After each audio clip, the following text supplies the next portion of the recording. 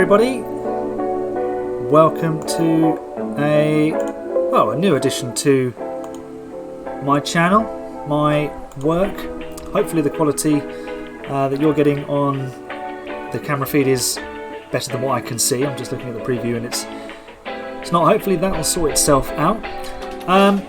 So yeah, today, let's just make sure that the music is turned down appropriately. Today I'm going to be recapping, or reacting even, to Daniel Ricciardo leaving McLaren at the end of 2022. Not a shock, I would say, but still a little bit of a surprise. I'm also going to be discussing whether Lewis Hamilton could really get to 400 Formula One Grand Prix. That is, well, we've seen drivers go past 300. Of course, Lewis is one of them.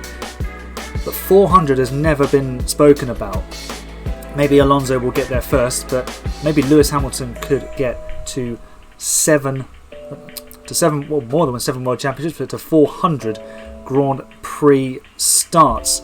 And of course, if you're in the chat, say hello.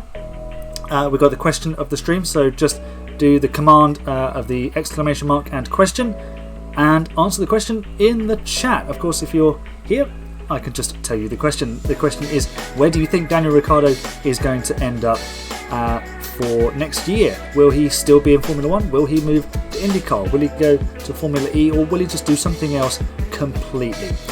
And if you've got any other questions, Formula One related, or just maybe just general questions, you can pop them in the chat and I'll answer them at the end of the show as well. So I'm going to be streaming maybe about 40-45 minutes till around 9 o'clock. I think that's a sensible time to stop dragging you away from the rest of your lives for now, just for me. So also thank you to Ben from F1 Every Week for following. That's popped up a little bit earlier. So let's dive on in to Daniel Ricciardo leaving McLaren, and well, hopefully this will work. We're going to start by watching and going through his little video that he posted on his Twitter account. So let's switch to that, and there it is. Okay, so let's rock and roll with this. Let's see how this goes. Hey everyone, wanted to share some news. It's not great, bittersweet for sure, but I think it's best you hear it from me. 2022 will be my last year with McLaren. Just obviously we put in a lot of effort on both sides, but it just hasn't worked the way we wanted. So the team's decided to make a change for next year, and so we had a lot. So the first thing that he speaks about there is the team have decided to make this change, and I find that quite interesting, because I think if there wasn't other alternatives for the team to be pursuing, which of course there always would be, because this is Formula One at the end of the day, and contracts are not really worth the paper that they're written on. Obviously the team have come to him and said, look, we want to make a change, it's clearly not working anymore, and obviously they feel it's no longer worth continuing to put that effort in. A lot of discussions, but in the end we mutually agreed that it was the right thing for both of us. I will continue to do the rest of this year, absolutely. I'll continue to give it my all. So that's that, I think, for the future, what lies ahead. I'm not sure yet. But we'll see. I look back on this time with McLaren. I look back. So he's not sure yet on his future, and his body language tells us as much, because you can see it in his eyes, and you can see that, for me, the smile is forced. It's not a natural smile that's coming from Daniel Ricciardo here, which is a shame. So well liked amongst fans and within the paddock, usually such a happy, chirpy character, but yet it's not worked out. And he said it just hasn't worked the way we wanted it. So you can't beat around the bush. It hasn't worked out the way that they wanted it to. So, you know, this was inevitable, I'd guess. Well, I guess it was inevitable, wasn't it? With a smile, I learned a lot about myself. I think things that will help me for the next step in my career, but I think just in general in life. You know, I think from a results point of view, for sure, like to consistently get the results in that form that I was after, you know, it wasn't always there. You know, it made some weekends tough. You know, I felt those, absolutely. But I also, you know, have many happy memories of my time at the team, and I think about those up. You know, I think about standing on the top step. I think about, you know, bringing the team their first win since 2012. There you see it. That's why you can tell the difference, because I watched this through earlier and just had a look at the way he was acting. Talking about Monza, it brings a real easy smile to his face, and that's obvious. Of course it would. But you can just see the difference from earlier when he was trying to smile through the pain, essentially, of the disappointment. And now you can see, even in this frozen frame, that the smile is more natural. It's more real, I'd say. Oh, you know, like that sort of stuff was awesome. To see the smile on everyone's faces, to just be in that moment, you know, that's something I'll never forget. So, yeah, there's a lot of good stuff to take from this as well. The sport, no, I still love it. You know, this hasn't affected any of that. Still have that fire in me, that belief in my belly that I can do this at the highest level. So yeah, all that stuff's still there.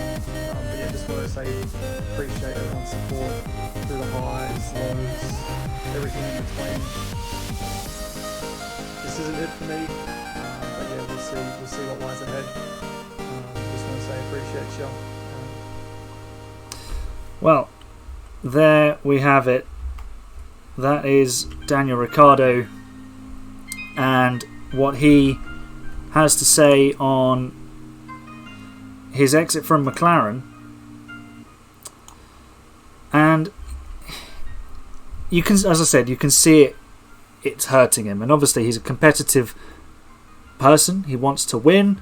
He wants to be successful. He's a winner of 8 Grand Prix, of course, one of which is for McLaren. And there was a few things that really sort of struck home with me. He said, I've learned a lot about myself. I learned things that will help me in the next step of my career.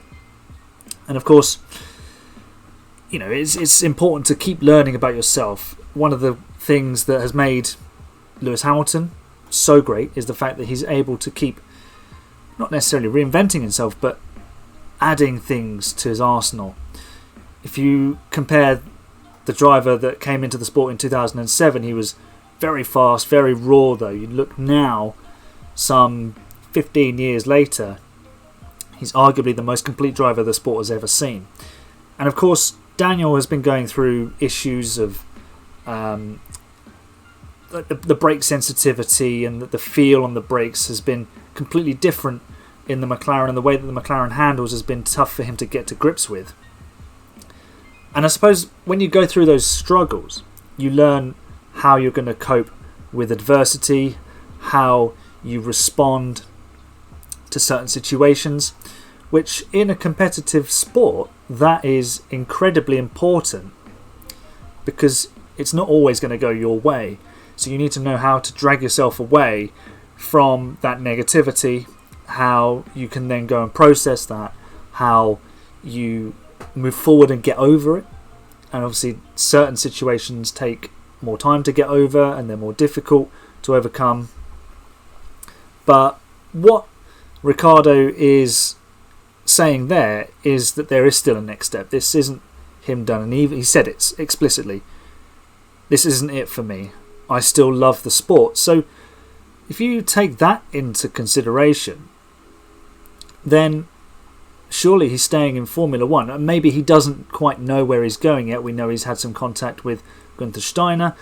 There's assumedly a seat still available at Alpine. Now, if the contract recognition board side with Oscar Piastri, Piastri will, I think it's maybe the worst kept secret in Formula One right now, he will end up with McLaren. Because if he wasn't going to end up in the McLaren, then surely he would have just gone along with Alpine's announcement that he was being promoted. So what alternatives does that leave Daniel Ricciardo? Well, you've got Williams, you've got Haas, there is still a seat technically at Alfa Romeo, but I think Zhou Guanyu will end up there. I can really see Daniel Ricciardo going back to Alpine because there's a new management structure there. They're a little bit all over the place, but they still need, and this is the important thing, they still need a top-line driver. And I know that might annoy some fans of Esteban Ocon. And look, I think Ocon is a good driver. I think he is capable, but I don't think he has that absolute raw speed of, a Lewis Hamilton or a Fernando Alonso, and on his day a Daniel Ricciardo, because Ricciardo has pulled out some excellent qualifying laps. Look at his speed around Monaco in the Red Bull. Okay, that was a very particular car for that circuit, and it really worked. So it is horses for courses, so to speak. But he can't be choosy because these seats are going to get snapped up, and there's talk of Mick Schumacher leaving the Ferrari Driver Academy and taking the seat at Alpine, which could open a door at Haas. And that's not the sort of dead-end seat it looked sort of 12 months ago, because you couldn't really see where the positive trajectory was coming for that team. But now with Kevin Magnussen back in the team and the car being competitive, Mick Schumacher has obviously turned a corner, and his performances are evidently doing enough to have suitors away from Haas and Ferrari.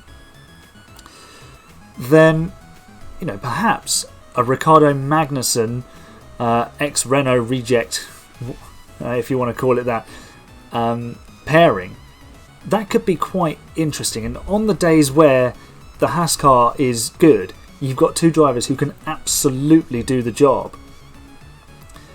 And I think that would be, if Ricciardo doesn't choose Alpine, I think that would be the next best bet, because Williams are a little bit of flux at the moment, because they had a real good opportunity last season to continue building in the right. They had a good opportunity this season to continue building on what they did last season, but they've fallen back down the pecking order. And I know, change of regulations and whatnot, and that can happen to any team. But we've seen Williams fall to the back before, and it's taken them a while to get away from there. Obviously, there's no room at the end at Aston Martin. Alfa Romeo, I can't see them looking outside of Bottas and Zhou. So Ricciardo's F1 options are very limited unless he takes a sabbatical. But it's very difficult to get back into Formula One once you step out of it, unless like a Piastri or Esteban Ocon, or I'm trying to think of somebody else who took a step out for it. Well, Fernando Alonso. Unless you have ties to a team in terms of reserve role, junior driver, or you're a double world champion and you like hopping around midfield teams, it's very difficult to get back in once you step out. There's talk of maybe going to IndyCar, but again, I don't think there's much room there. Not knowing too much about their driver market. Well, we all know what McLaren are up to. They're trying to sign every driver under the sun, as they're doing the same in IndyCar. They're in a dispute with Alex Palou. Well, not with Alex Palou, but about Alex Palou. Where they do seem to have their house in order is Formula E, where they're taking over what is the Mercedes EQ team. They signed Rene Rast this morning. They didn't sign this morning. They announced that signing this morning. So for Daniel, it's going to be, obviously choose carefully, but choose quickly, because these seats are going to disappear. Now, let me know in the chat where you think Daniel Ricciardo is going to end up, if he's going to end up in Formula One at all, if he's going to move to IndyCar or Formula E, Extreme E, I don't know, something to do with toothpaste commercials where he gets to show off his lovely smile and those big teeth. So who knows? We'll wait and see. Let's move on to my second topic of the day. Now, I saw an article yesterday on Formula1.com talking about, well, it was Lewis Hamilton's response to Toto Wolff saying that they potentially could see Lewis make 400 Grand Prix starts. And I think that's just an absurd number. It's absolutely incredible how many drivers now are reaching even the 300 landmark, because the quality is so high. And yeah, okay, we see lots of drivers come and go, but that's always happened. But drivers never really stuck around this far into their 30s, and now with obviously Michael Schumacher came back in his 40s, Nigel Mansell did too, come back in his 40s. But now you're seeing Alonso take his career into his 40s. Lewis Hamilton could do the same. We won't see Sebastian Vettel do it because he's decided to call it a day at the end of 2022, and that's fine. You know, it's obviously personal choice. But here's what Lewis had to say. If you haven't seen the article, he said, I still feel fresh and I still feel like I've got plenty of fuel left in the tank. Bodes well for all those Lewis Hamilton fans who want him to take the fight back to Max Verstappen and Red Bull. I'm enjoying what I'm doing. I'm really, really proud and enjoying arriving every day and working with this incredible group of people. I'm also enjoying working with the sport more than ever. And he did also say that the sport is going in a good direction. I think that plays a lot with Lewis as well, because it's not just how many races can he win, how many world championships can he win. There's a bigger picture at play for Lewis, and we always have to appreciate that and understand what he's actually trying to achieve now within Formula One. It's not just sporting glory that he's after. He's after a legacy that continues for decades and maybe even centuries after he has left the sporting world. And you know, it's admirable, absolutely admirable, because you look for people who transcend the industry that they're in. You've got Lewis Hamilton obviously in Formula One, you've got Roger Federer in tennis, and there are a whole host of other people who do things a different way. They go against the grain in their chosen field. Now, there are some reasons why I think Lewis can make it to 400. And there are obviously some reasons why he can't. And some of them will obviously be quite obvious. And I think the first point to start with is Lewis is as motivated as he has ever been to get back to winning ways. Now, obviously, 2021's finale really, really hurt Lewis. And I think it hurt every fan of Formula One. But we're not here to discuss that. Lewis is motivated to win and to achieve what he wants to achieve in the grand scheme of things, in terms of this legacy and paving a way for BAME and other people who want to get into Formula One that aren't, I have to tread very carefully here, who you know, haven't been involved in Formula One over centuries, where it's been a bit of a closed shop, if that makes sense. He needs to win to keep the sort of the image there. He needs to keep himself relevant and be winning and be at the front, so he still has that voice. If he stops winning or stops being, you know, on the front page of magazines and news feeds and everything, then he could see that power and that impact of what he wants to achieve diminish, and that, you know, is obviously not what he's going to want to see. Secondly, he's absolutely as fit and as well conditioned as ever, because fitness and conditioning knowledge, technology is just so much more, you know, it's so much more what's the word? Known about. There's so much more research into it. There's so much more that people can do. We have a better understanding. That's the phrase. We understand it better, and it's just one of those things that, with time, obviously this was naturally going to happen. But he's absolutely at the top of his game, physically, mentally, and, you know, I want to say spiritually because that fits, but I'm not sure I'm in the right place to speak about that. And of course, the speed for Lewis is still absolutely there.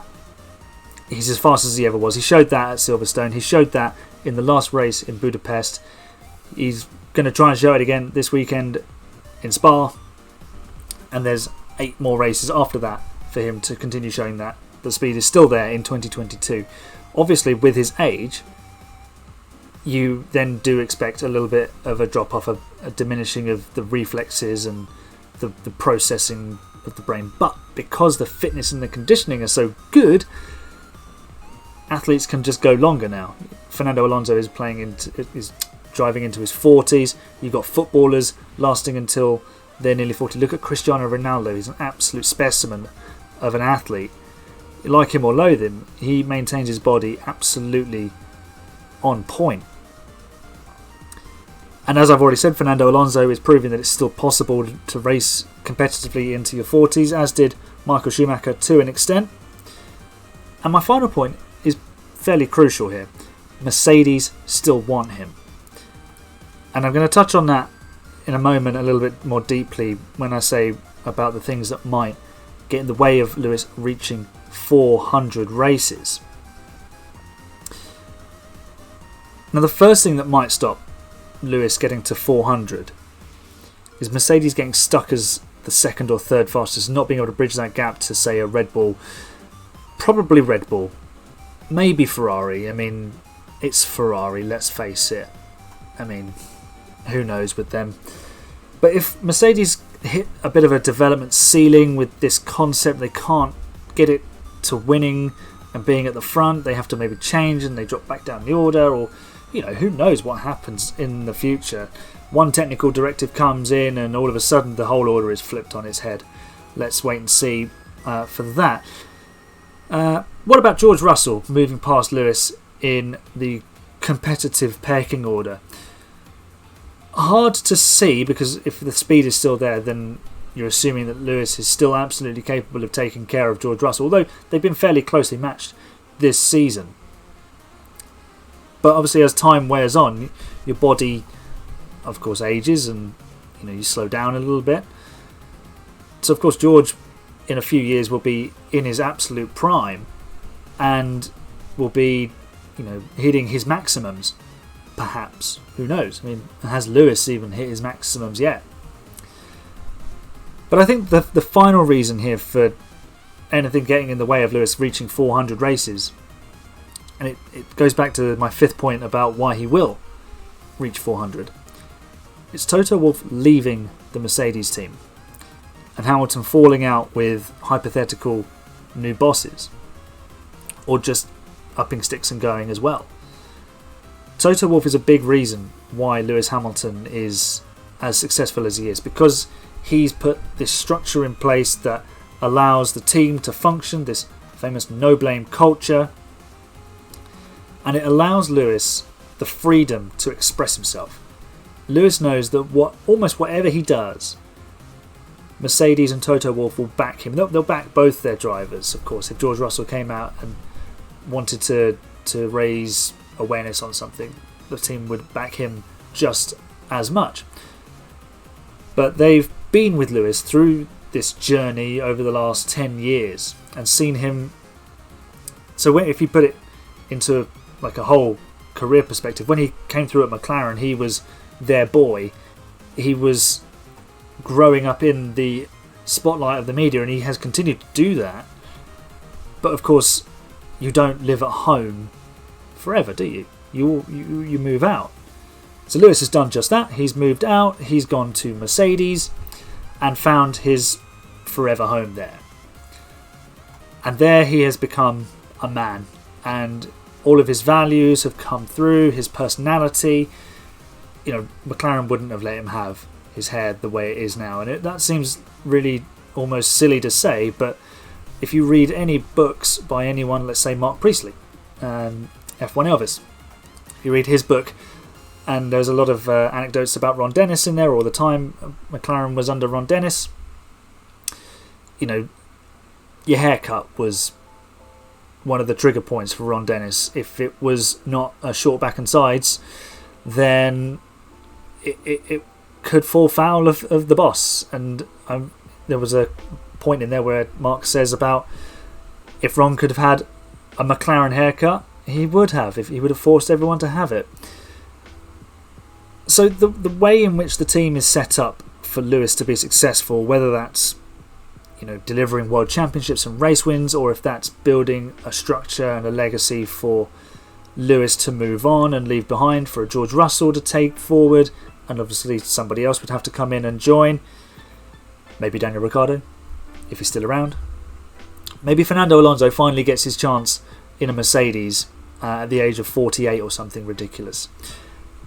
But that connection is really important for Lewis, and it is one of the there's two of the big pillars that hold that Mercedes team together. They wouldn't have come through this season the way that it had started if they didn't have a driver like Lewis, a team boss like Toto, and a structure around them, around the whole team, that is, to support everybody and keep everyone moving in the right direction. Because it would have been quite easy for Mercedes to say, well, we've dropped the ball here. Well, we're just going to, you know, fire a load of people.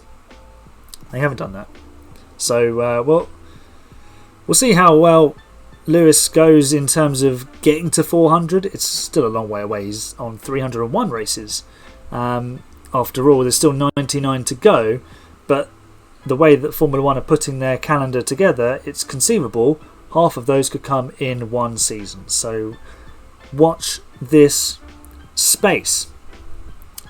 So they're my two main topics for the show, and well, I'm going to answer any questions that you have in the chat, and I'm also going to talk F1 Manager, which I'm also hoping to stream on the Twitch channel moving forward in the coming couple of weeks. I am due to move house in a little bit, so you know this background won't be here forever. It'll be gone very shortly, and I'll have a whole new setup, shiny new desk and everything from which to entertain you from. But really looking forward to F1 Manager.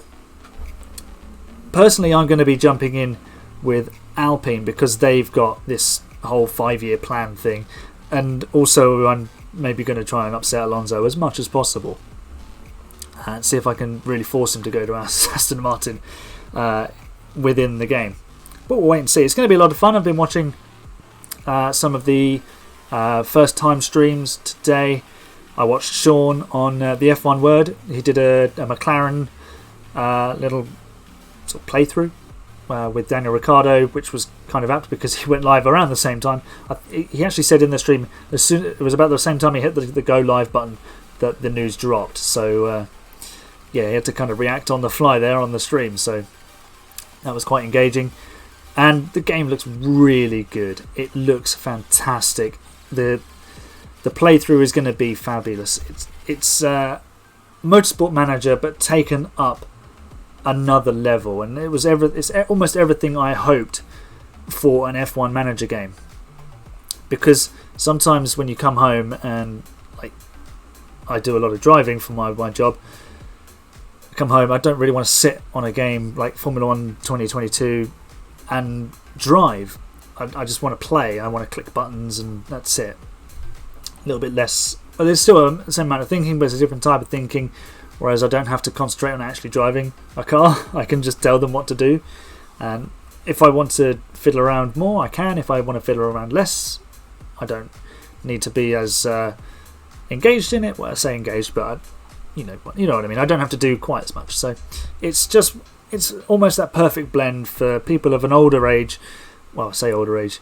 I'm approaching my 30s, so there's a finite amount of EA-ness that I can take now, and apparently that this year that number is 0 because I haven't bought the F1 2022 game, but I have bought F1 Manager, and it's ready to go when it goes live tomorrow, I believe at 3 o'clock. So really excited for that. I'm going to be going with Alpine, as I said. It's going to be hopefully lots of fun. Hopefully I'll be streaming it on here, so make sure you're back for that. I'll put out a little tweet or a little Instagram message tomorrow to see to let you all know that I'm going to be live streaming my playthrough. Whether I play through with Alpine only on Twitch or just do a personal save as well, I'll have to wait and see. I don't know if there's multiple save files. Maybe someone can correct me on that. Any questions that you have, fire them away in the chat. Who's going to win the Belgian Grand Prix this weekend? Who is Daniel Ricciardo going to end up with in 2023? And how much will the flexi floor technical directive regulation thing, not quite sure what it is, to be honest now. Is it a reg? Is it a tech directive? Who knows? How much is that going to impact the weekend's racing?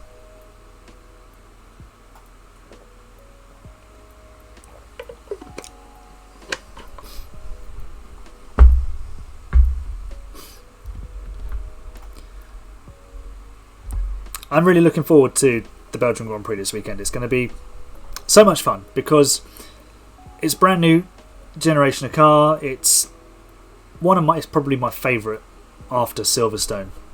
Silverstone is just epic, but Spa is just, as I said, it's on my podcast this week. It's absolutely majestic because I was on a podcast the other day with Alex Brundle, and he said, you can drive the Hungaroring and you feel like you've very much circulated a racing circuit. You go to Spa and you feel like you've almost travelled the world because it's just so big, it's so vast, it's epic. It's got everything you need. The only thing it probably does miss is a little technical section, but we get enough of those on street circuits. So let's be honest, we can do without them. Let's have a circuit where, this is the daddy of racetracks, isn't it? Because in terms of it's certainly in a Formula One sense. I know you've got Le Mans and you've got a few other tracks like Bathurst and places elsewhere, but in terms of European Grand Prix racing, Spa is right up there, top 3 on almost, I'd say, every driver's top 3 of circuits in terms of what it's like to drive. Even though I've only driven it in the Formula One game, it's still absolutely phenomenal. What is the time? We have got 8:45. Yeah, it's getting close to the end. I've got through that a little bit quicker than I expected. Alright, well, I'm going to call the stream there for tonight. Thank you to those of you who have joined, and I hope you enjoyed it. Come back again soon. Obviously, if you hit follow, you'll be notified when I do go live. Hopefully that will be at some point tomorrow with F1 Manager. So, thank you so much for joining me. I enjoyed that. That was good fun. And I will see you when the 5 red lights go out on another stream. It's goodbye for now.